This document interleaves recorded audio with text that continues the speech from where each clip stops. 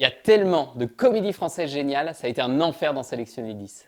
Bonjour à tous, aujourd'hui je vous présente mes 10 comédies françaises préférées. Bien sûr c'est un top qui est subjectif, il y a plein d'autres comédies qui mériteraient leur place dans le classement et j'imagine que vous aurez un top qui sera différent du mien. Bon, la seule chose que je peux vous assurer c'est que si vous regardez l'une d'entre elles, vous passerez un bon moment. Et on commence tout de suite avec la numéro 10. Avis aux parents, si vous vous trouvez pas toujours au top avec vos enfants, ce film va vous faire déculpabiliser. Papa ou maman, c'est un film de Martin Bourboulon sorti en 2015 avec Marina Foïs et Laurent Lafitte. C'est l'histoire d'un couple en instance de divorce et chacun d'eux reçoit la promotion de ses rêves, mais celle-là est un peu incompatible avec leur obligation parentale, donc ils vont se battre pour ne pas avoir la garde de leurs enfants. C'est une comédie déjantée et révérencieuse, les parents font vivre des horreurs à leurs enfants, et bon sang qu'est-ce que c'est cool. Laurent Lafitte et Marina Foïs sont excellents et on voit qu'ils s'éclatent. Bref, c'est vraiment une comédie à voir, mais à pas prendre au premier degré. Vous êtes vraiment trop égoïste, je vous déteste. Moi, ce qui compte, c'est qu'on reste une famille unie par l'amour. Et on passe au numéro 9. C'est un classique indémodable. La Grande Vadrouille, réalisée par Gérard Houry en 1966. Un chef d'orchestre et un peintre en bâtiment, joués respectivement par Louis de Funès et Bourvil, vont aider un peu par hasard 3 parachutistes britanniques à fuir la France occupée par les Allemands pour rejoindre la zone libre. Ce film, c'est un classique, le duo de Funès et Bourvil est juste trop drôle. C'est un film qui n'a pas vieilli et qui est toujours aussi drôle aujourd'hui et qui a posé les bases de la comédie d'aventure à la française. Ariou, voir que... Regardez le mien qui marche pas, et moi je vais prendre le vôtre. Hein. Allez, allez. Mais dites donc, ça fait 2 fois que vous faites ça. Je présente toutes mes excuses aux puristes que je vais choquer en mettant ce film juste devant La Grande Vadrouille. Babysitting, réalisé en 2014 par Philippe Lachaud et avec toute l'équipe de la bande à Fifi. Franck, employé dans une maison d'édition, garde le temps d'une soirée le fils de son patron, mais ça va pas se passer comme prévu. Ce soir, c'est ses 30 ans et ses potes ont décidé de faire une méga teuf pour marquer le coup. Ce film, pour moi, ça a été une grosse surprise.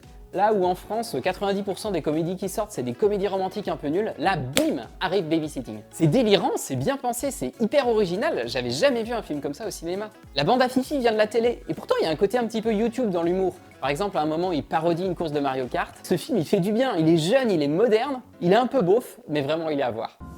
Franchement, je crois pas que ce soit grand-chose, hein. Autour du film numéro 7. Ce film rend nostalgique tous ceux qui sont partis en colo, c'est obligé. Nos jours heureux, le film est réalisé en 2006 par Éric Toledano et Olivier Nakache et avec un tas d'acteurs incroyables, Jean-Paul Rouve, Omar Sy, Marie-Lou Berry. Pendant 3 mois, on suit les aventures d'une colonie de vacances, le quotidien des animateurs, mais aussi des enfants, les peines de cœur, les pactes d'amitié, les potins, les dramas. C'est super drôle et super touchant à la fois. Le film est vraiment trop mignon, il y a une tendresse qui s'en dégage et qui est vraiment palpable. Quand Michel Blanc jouait dans ce film, il était plus jeune que moi. Ça me fait un peu flipper. Le film est réalisé en 1979 par Patrice Lecomte et joué par toute la troupe du Splendide. Après le Club Med lors du premier film, les bronzés se retrouvent au ski et vont vivre tout un tas d'aventures beaucoup trop drôles. C'est un grand classique de la comédie, toutes les scènes de ce film sont totalement cultes. Le planté de bâton, le cochon, la liqueur de crapaud, la crêpe au sucre, le malentendu, le télésiège, toutes les scènes sont totalement mémorables. Pour moi, c'est vraiment le meilleur des 3 volets et c'est un film qu'on peut regarder tous les ans et toujours tout autant se marrer. Écoute Bernard, je crois que toi et moi, on a un peu le même problème. C'est-à-dire qu'on peut pas vraiment tout miser sur notre physique, surtout toi. Alors si je peux me permettre de te donner un conseil, c'est oublie que t'as aucune chance, vas-y fonce. On sait jamais, sur un malentendu ça peut marcher. Ce film m'a traumatisé. Maintenant, à chaque fois que je suis invité quelque part, j'ai comme un doute. Le Dîner de cons, réalisé par Francis Weber en 1998. C'est l'histoire d'un homme d'affaires, Pierre Brochant, qui organise tous les mercredis avec ses amis un dîner de cons. L'idée, c'est de trouver la personne la plus conne possible pour pouvoir se foutre d'elle le temps d'une soirée. Et ce soir, Pierre, qui est joué par Thierry Lhermitte, il est content parce qu'il a trouvé un con de classe mondiale, François Pignon, qui est joué par Jacques Villeray. Le Dîner de cons, c'est à la base une pièce de théâtre qui a ensuite été adaptée sur grand écran. Donc ça veut dire un seul décor, quasiment pas d'action, juste des dialogues. Et qu'est-ce que c'est bon, on est plié en 2 tout le long du film, et ça juste grâce au jeu des comédiens et à une écriture exceptionnelle. Il s'appelle juste Leblanc. Ah bon, il a pas de prénom. Je crois que c'est le seul film dont je connais 100% des répliques par cœur. Les Visiteurs, réalisé en 1993 par Jean-Marie Poiret.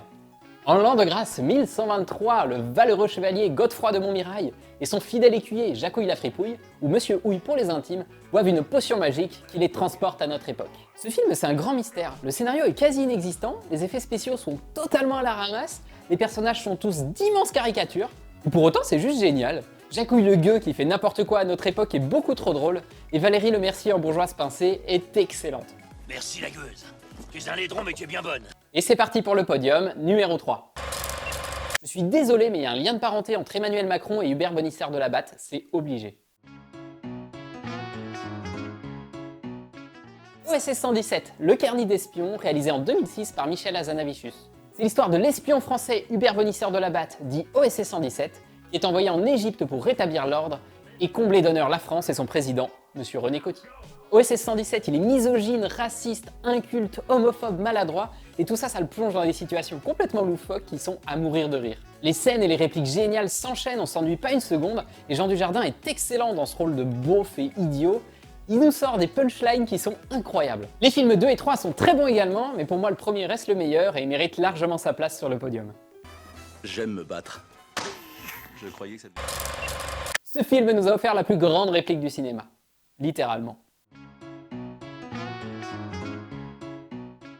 Astérix et Obélix, Mission Cléopâtre, réalisé en 2002 par Alain Chabat.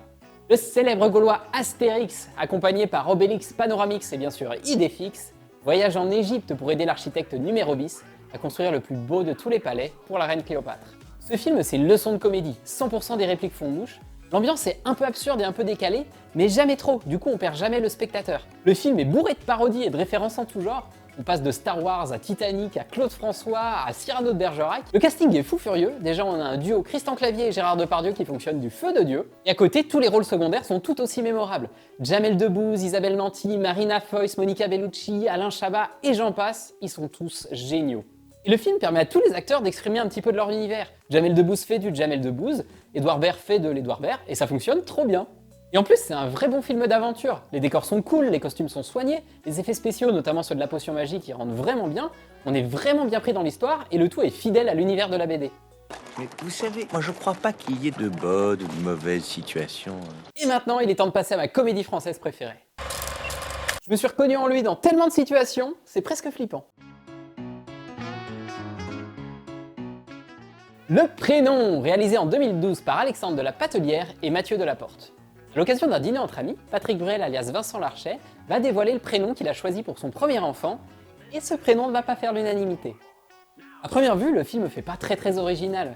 Une comédie où tout le monde va s'engueuler, où il va y avoir des révélations, ça fait un peu vu et revu. Et c'est vrai que ce film est pas très novateur sur la forme, mais bon sens qu'il est juste. Le film se moque des clichés de droite, de gauche, et on peut tous un peu se reconnaître dans les personnages à certains moments, et ça va nous mettre face à nos propres contradictions. En plus, le film a une vraie progression dramatique. On commence avec cette histoire de prénom, et puis les révélations s'enchaînent jusqu'au twist final. Bref, c'est drôle, et en plus ça sonne vrai, et ça c'est pas si commun. Maintenant, j'aimerais trop qu'ils fassent un Prénom 2 en modernisant un peu tout et en renversant le truc, avec des bobos écolos qui veulent appeler leur fille Greta. Tu serais généreux parce que t'as offert un iPod à Myrtille pour ses 4 ans. C'est sûr que les morceaux de bois, ça a pas dû te ruiner. T'étais un Mikado, connard. Et voilà pour mon top 10 des comédies françaises préférées. N'hésitez pas vous aussi à mettre en commentaire les comédies qui vous ont marqué. Ça a vraiment pas été facile de choisir 10 films, et j'espère pouvoir prochainement vous faire d'autres vidéos où je vous conseille d'autres comédies qui sont tout aussi bien. Merci beaucoup d'avoir regardé cette vidéo, et à tout bientôt.